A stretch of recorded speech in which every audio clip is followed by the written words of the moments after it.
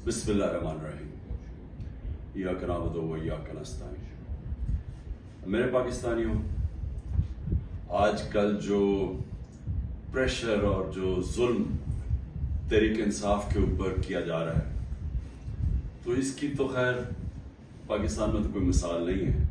थोड़े से लोगों के ऊपर माजी में जरूर हुआ, लेकिन इतने ज्यादा लोगों से, यानी 10,000 लोग जेल में डाल दिए। हमारे जो भी सपोर्टर, वर्कर, जिसका पता चलता है तहरीक इंसाफ से कुछ, उसको जेल में डाल देते हैं। लेकिन सिर्फ यही नहीं किया, इनमें से कईयों पे तशद्दुद किया, और तशद्दुद उन लोगों पे किया जितने वो तहरीक इंसाफ के साथ खड़े हैं और वो कहते हैं कि हम इसको नहीं छोड़ेंगे, उनके ऊपर और ज्यादा हर किस्म का जुल्म भी किया जाता है, तशद्दुद भी किया जाता है। मैंने वीडियोस देखी हैं एजाज चौधरी की, डॉक्टर यास्मीन राशिद, शहरियार अफरीदी, उमर चीमा, मियां महमूद रशीद। ये जब निकलते हैं अदालत के लिए, जब इनको लेके जाते हैं, तो क्योंकि वो स्टेटमेंट देते हैं कि हम खड़े हैं पार्टी के साथ, उनके ऊपर कईयों पे तशद्दुद किया गया। एजाज चौधरी पे किया गया, मियां महमूद रशीद पे किया गया, और फिर हमारे सारी या लीडरशिप जेल में है और या लोग छुपे हुए हैं, और खास तौर पे जो कि टिकट होल्डर्स हैं। अब ये टिकट होल्डर्स के पीछे पड़े हुए हैं कि किसी तरह उनको पीटीआई से दूर करें, और कई कर चुके हैं।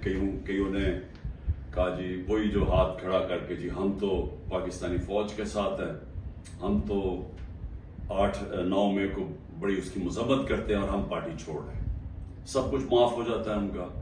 उनमें से ऐसे भी हैं जो कि अब लॉबी कर रहे हैं कि लोगों को किसी तरह पीटीआई के टिकट होल्डर्स को तोड़ के, तो कोई एक नया ड्रामा बन रहा है किंग्स पार्टी का, तो उस तरफ लेके जाए। तो वो भी चल रही है कि फिर उनके घरों पे अटैक होता है और घर तोड़े जाते हैं। दरेशक पूरी फैमिली है पॉलिटिकल, उनके इन्होंने जो उनका फार्म हाउस है वो तोड़ दिया, और हमारे उमर यूब के घर में घुस गए। वो अभी आतिफ खान हमारे उसका इस्लामाबाद में घर है, वहां घुस गए, उधर ढूंढ रहे हैं। वो सारे जो छुपे हुए हैं, नौकरों को ले जाते हैं उठा के, और फिर रिश्तेदारों के पास पहुंच जाते हैं, ख्वातीन का धमकी देते हैं कि हम आपकी औरतों को उठा लेंगे। यानी इस लेवल पे पहुंच चुके हैं कि कभी भी कोई तस्वर नहीं कर सकता था कि पाकिस्तान की सियासत में हम इतना गिर जाएंगे कि ये कहा जाएगा कि अच्छा, हम तुम्हारी औरतों को, तुम्हारी बच्चियों को, हम उनको नहीं छोड़ेंगे। ये उस एक लेवल तक पहुंच चुके हैं। औरतों को पकड़ के उन्होंने जेलों में डाला। राना सनाउल्लाह की प्रेस कॉन्फ्रेंस आई कि जी कि हम खुद ही कुछ ड्रामा करने लगे हैं रेप का। ये डरे हुए हैं औरतों को निकालते हुए।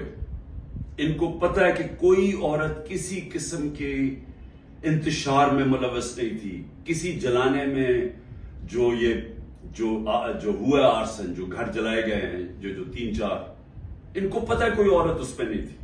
बल्कि इनको पता है कि अक्सरियत स्वायद थोड़े से ज्यादा 100 होंगे, 150 लोग होंगे। इनको पता है बाकी कोई पुरअमन एहतजाज कर रहे थे। और मैं फिर से बता दूं, एक जमहूरियत में आइन हमें हक देता है कि हम पुरअमन एहतजाज कहीं भी कर सकते हैं। इस वक्त जुडिशरी के ऊपर वो प्रेशर है जो कभी पहले नहीं था। और मुझे ये भी पता है कि सारे मुल्क के इदारों को सिर्फ इस्तेमाल किया जा रहा है एक काम से, कि किसी तरह तहरीक इंसाफ को खत्म किया जाए। FIA का सारे काम खत्म है। वो भूल गए हैं कि शहबाज शरीफ ने 16 अरब रुपए का FIA ने इतना बड़ा ओपन एंड शट उसका करप्शन केस पकड़ा था, मकसूद चपरासी वाला। FIA को पता है कि 4 वो गवाह भी मर चुके हैं, सबको हार्ट अटैक हो गया। उनको पता है कि उनका एक बड़ा जबरदस्त ऑफिसर डॉक्टर रिजवान, वो भी हार्ट अटैक से मर चुके। लेकिन FIA को कोई और काम नहीं, तहरीक इंसाफ के ऊपर कैसे केसेस ढूंढने हैं और कैसे इनके लोगों के ऊपर इंतकामी कार्रवाई करनी है। नैब का काम अब ये हो गया है, जब से वो उनके पिछले नैब के चेयरमैन جنہوں نے کہا کہ میں یہ غلط کام کرنے کے لیے نہیں تیار ہوں، ریزائن کیا. اور سنا نیب نے اس کو اسٹینڈنگ اوویشن دی جب وہ جا رہا تھا. اس کی جگہ جس آدمی کو لے کے آئے ہیں، اس کا بھی کام ہے کہ نیب کو استعمال کرو، کسی طرح تحریک انصاف کو ختم کرو، ان کے اوپر کیسز کرو. پولیس، یہ پہلی دفعہ ہوا ہے کہ میں نے اپنے جو ہمیں خبریں آئی ہیں جیلوں سے بھی، ہمارے جو لوگ جن کا واسطہ پڑا پولیس سے، یہ پہلی دفعہ میں نے سنا ہے کہ انہوں نے یہ کہا کہ اکثریت پولیس بالکل خوش نہیں ہے جو ان سے کروایا جا رہا ہے. اکثریت، جو پولیس کی اکثریت ہے، وہ سمجھتے ہیں کہ بہت بڑا یہ ظلم کیا جا رہا ہے، اندر گلو بٹ انہوں نے گھسائے ہوئے ہیں اور پیچھے سے نامعلوم افراد کا پریشر آتا ہے، ان کی وجہ سے یہ کام کر رہے ہیں. تو اس کا مطلب پولیس جس کا کام اس ملک میں مجرموں کے پیچھے جانا، وہ سب کچھ بھول چکے ہیں. ان کا صرف 1 پوائنٹ ایجنڈا ہے، نیچے تھانے لیول کے اوپر کوئی تحریک انصاف کا ملے، نچلے لیول پہ آپ اگر وہ کوئی کسی کی سمپتھی بھی ہے تحریک انصاف سے، ان کو کسی طرح ہٹایا جائے. آپ کے سامنے بیٹھا ہوں، اگر کسی کو سب سے زیادہ خطرہ ہے وہ مجھے خطرہ ہے، جان کو تو میری خطرہ ہے. انہوں نے یہ کیا، دو میرے اوپر اٹیک، قتل کرنے کے واردات ہو چکی ہیں. مجھے پوری طرح پتا ہے کہ ایک دفعہ یہ اور کریں گے، کیونکہ ان کو ڈر یہ ہے کہ جیل میں بھی عمران خان بڑا مشکل رہے گا ان کے لیے، تو ایک اور حملہ ہوگا. میں تیار ہوں. انہوں نے میری جو کرنل عاصم میری سیکیورٹی کے ہیڈ تھے اس کو اغوا کر لیا، وہ غائب ہو گئے. جس نے میری سیکیورٹی کا دھیان رکھ رہے تھے وہ 3-4 دن سے وہ غائب ہے، اس کو بھی اٹھا لیا. جو گاڑیاں تھی میری سیکیورٹی کی، وہ گاڑیوں کو انہوں نے اندر امپاؤنڈ کر دیا اور ان سے پوچھے عدالت تو کہتی جو ہمیں پتہ ہی نہیں کدھر گئی. تو سب سے زیادہ تو خطرہ مجھے ہے. کیا آپ کو لگ رہا ہے کہ میں پیچھے ہٹوں گا؟ میں کیوں نہیں پیچھے ہٹوں گا؟ کیونکہ میرے سامنے 2 راستے ہیں.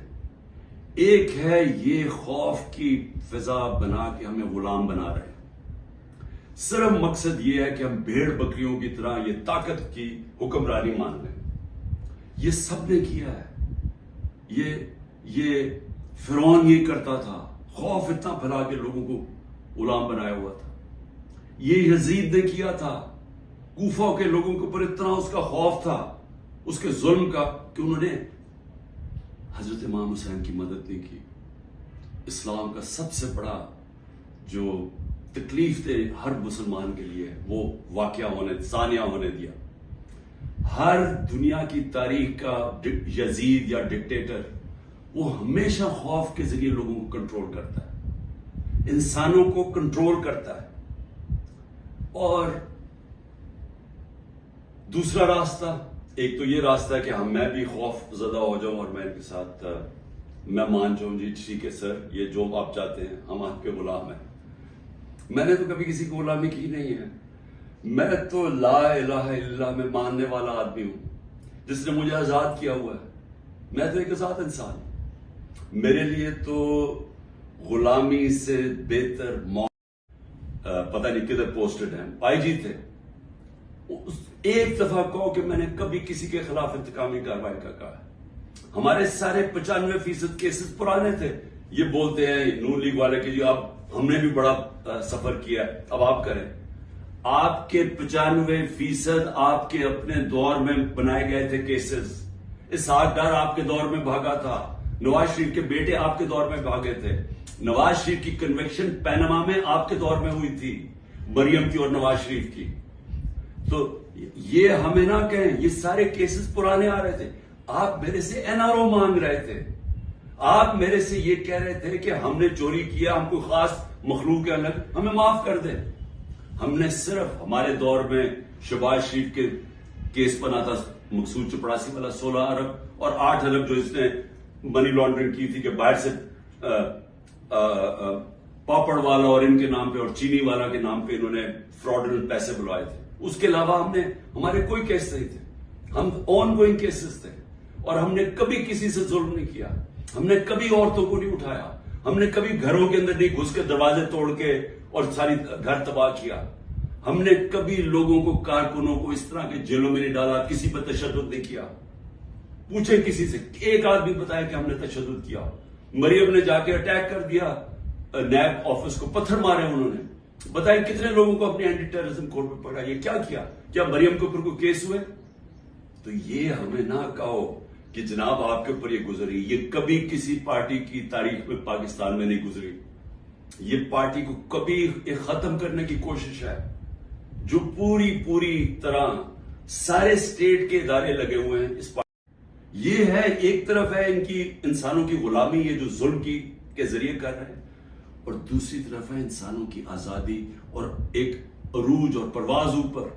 اور وہ پاکستان جو بننا چاہیے تھا، جو چھوٹے سے قبضہ گروپ نے ہمارا ملک نہیں بننے دیا.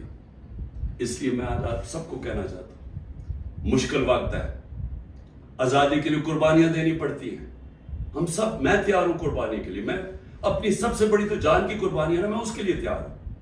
لیکن میں کبھی کسی صورت ان کی غلامی قبول نہیں کروں گا. اور میں چاہتا ہوں میری قوم، آپ بھی تیار ہو جائیں. 20-15 ہزار لوگوں کو جیل میں ڈالے نا. ہم 23 کروڑ لوگ ہیں. کیا 15 ہزار کو سامنے رکھتے ہوئے 23 کروڑ لوگوں کو غلام بنا دینا انہوں نے؟ تو آپ نے کسی صورت یاد رکھیں، یہ اب 2 رائے ہیں. ہم نے اگر اپنے اس وقت اس خوف کے سامنے جھک گئے جو یہ کوشش کر رہے ہیں، یاد رکھیں آپ کی آنے والی نسلیں آپ کو معاف نہیں کریں گی، کیونکہ اس ملک کا پھر کوئی مستقبل نہیں ہوگا. جس طرح آج لوگ چھوڑ کے جا رہے ہیں ملک، نا امید ہو کے پروفیشنل جا رہے ہیں، اس طرح جو یہاں رہ جائیں گے وہ ہمیشہ یاد رکھیں کہ ہمارے جو بڑے تھے، اور میرے بھی، ہم جب بڑے ہو رہے تھے وہ بھی کبھی کھڑے نہیں ہوئے اس غلامی کے خلاف، کیونکہ وہ انگریز کی غلامی کے عادی ہوئے تھے. تو انگریز آزادی تو ملی نہیں صحیح طور پہ، ہر وقت طاقت کی غلامی کی ہے یہاں اس ملک میں. یہ ہے وہ وقت ہم اپنی حقیقی آزادی کے لیے جدوجہد کریں. کبھی آپ نے اس سے پیچھے نہیں ہٹنا. شکریہ.